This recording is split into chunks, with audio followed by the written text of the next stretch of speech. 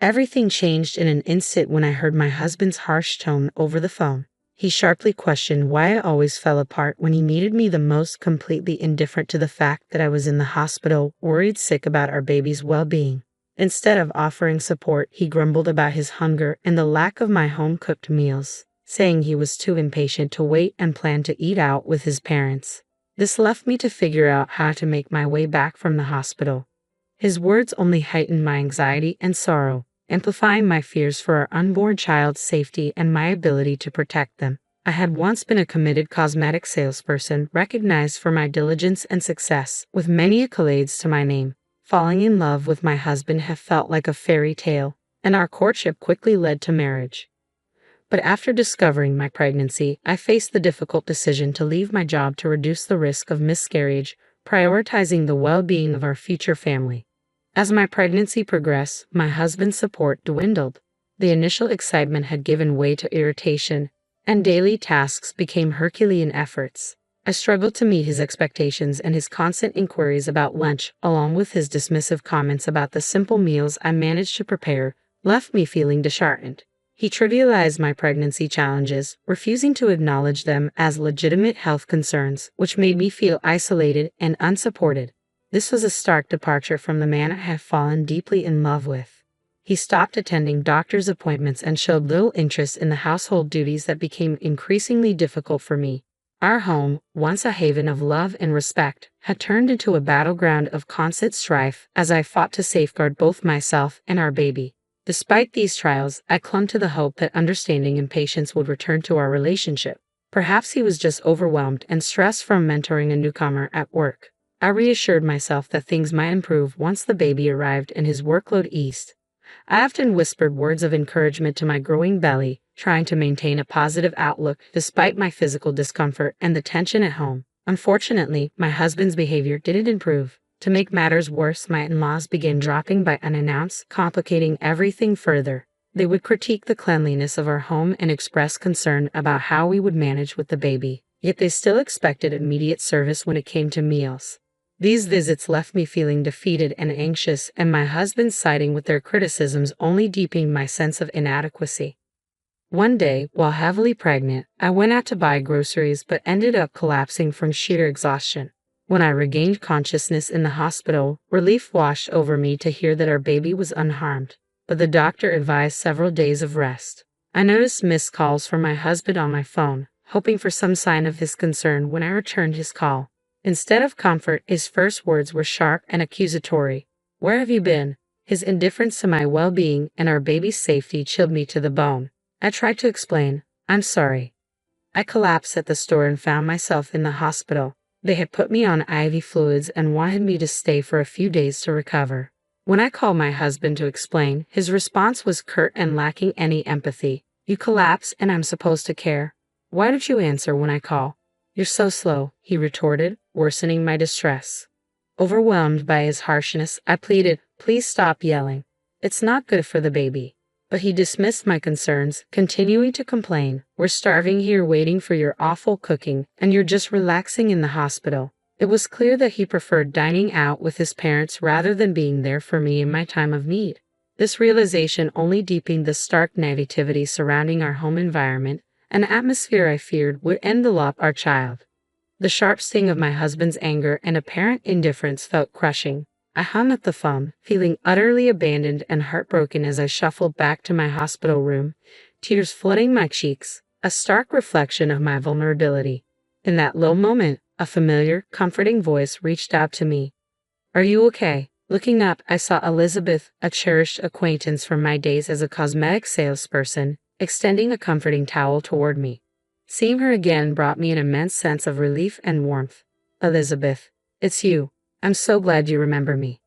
Our unexpected meeting felt like a beacon of kindness and connection in my darkest hour.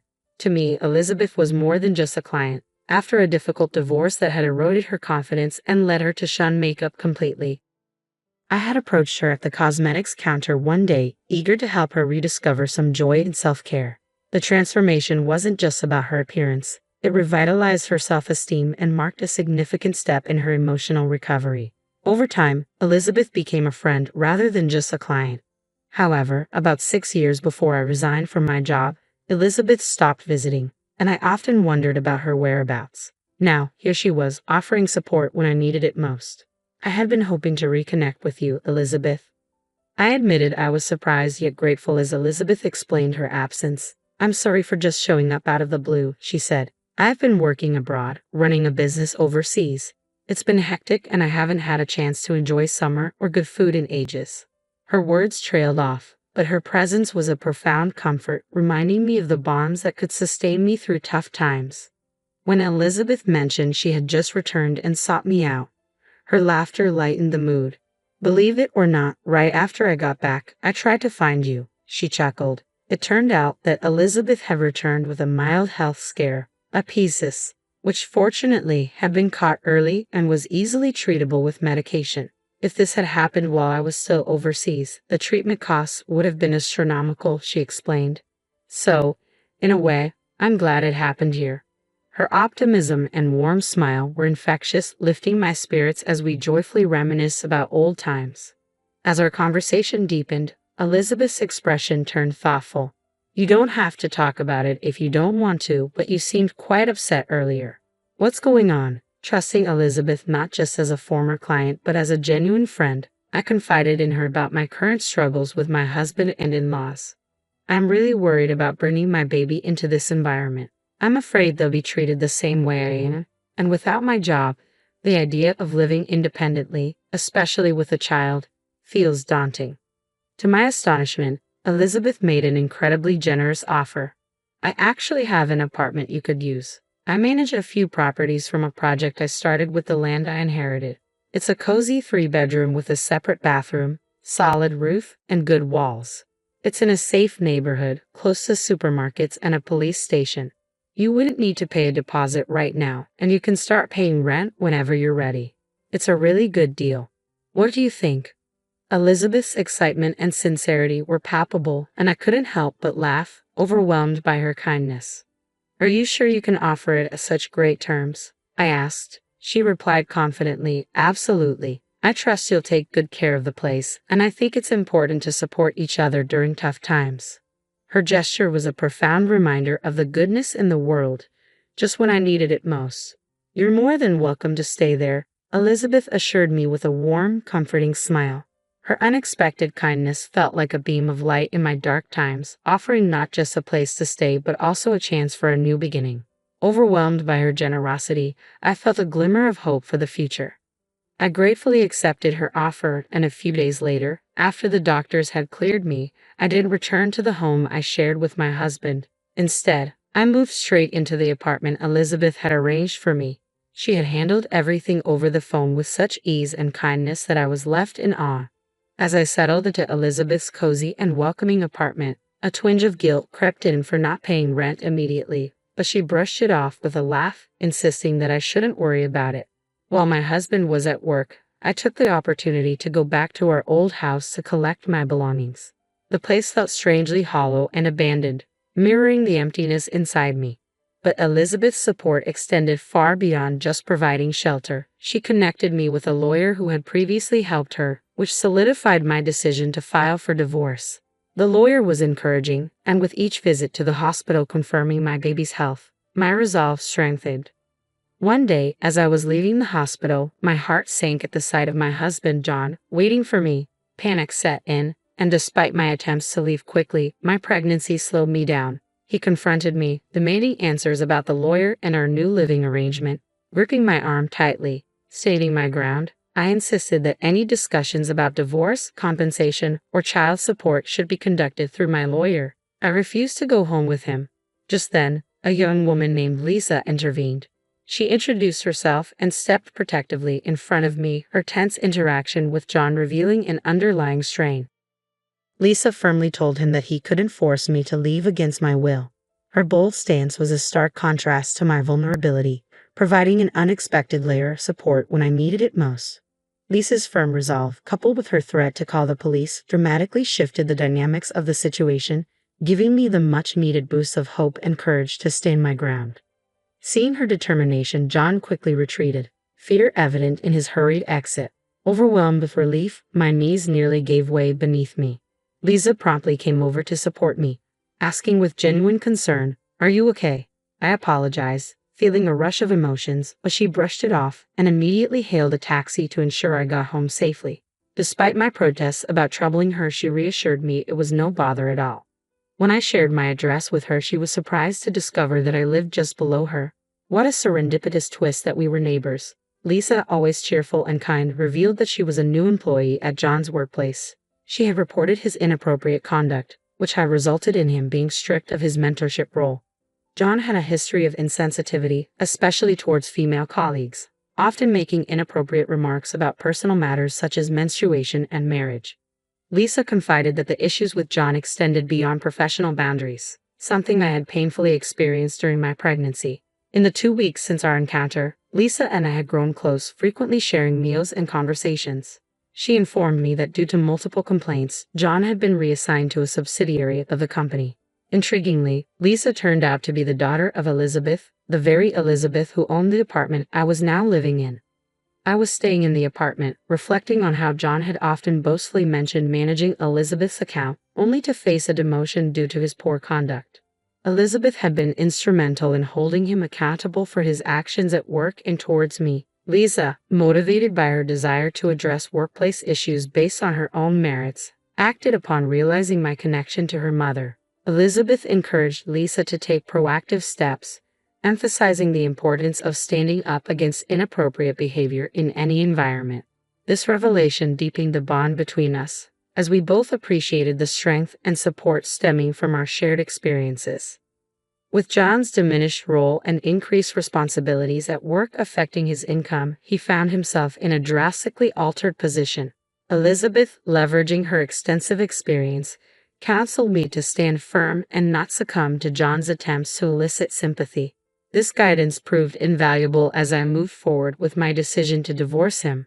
Despite John's attempts to reach out through our lawyer, sharing tales of his difficult job situation and expressing longing and apologies, I remained resolute, staunchly supported by Elizabeth. Ultimately, John had no option but to accept the divorce and agree to the terms, which included child support and compensation. As I navigated this new chapter, another challenge arose with my in-laws, particularly my father-in-law, who was overly enthusiastic about the baby being a boy. I sensed the undercurrents of impending issues, and soon enough, my in-laws made their intentions clear. One day, as I was leaving the house, my father-in-law confronted me aggressively, grabbing my arm and declaring that once the baby was born, I must relinquish him to the family, claiming the baby was the rightful heir. Despite my attempts to break free, his grip was unyielding. At that moment, Lisa's commanding voice cut through the tension. With her expertise in judo, skills honed to protect herself and her mother during tough times, she intervened swiftly, employing a maneuver to release me from his hold.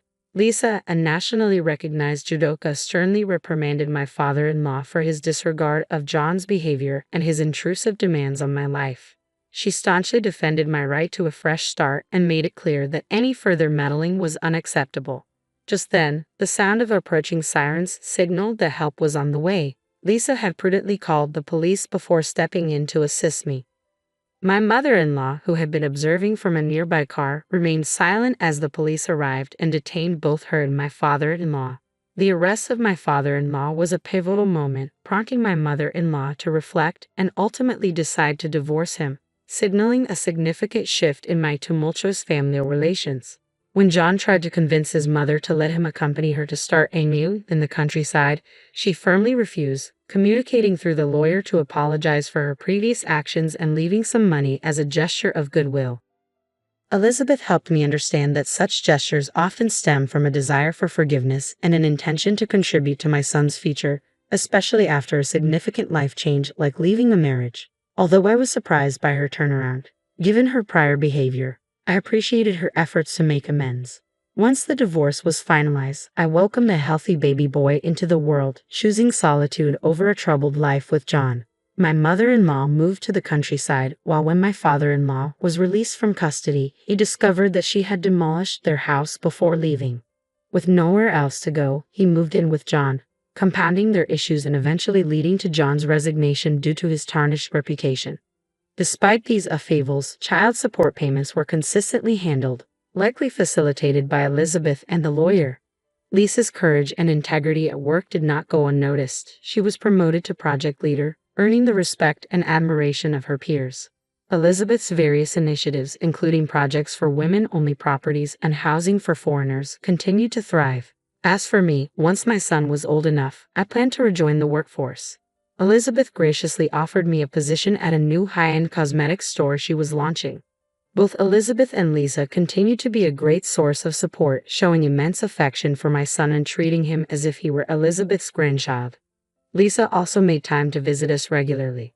Their unwavering strength and kindness were not only a comfort during my most challenging times, but also a powerful example of the resilience and protectiveness I aspire to embody for my son. Inspired by these remarkable women, I was determined to provide the same level of strength and protection for my son as they had for me.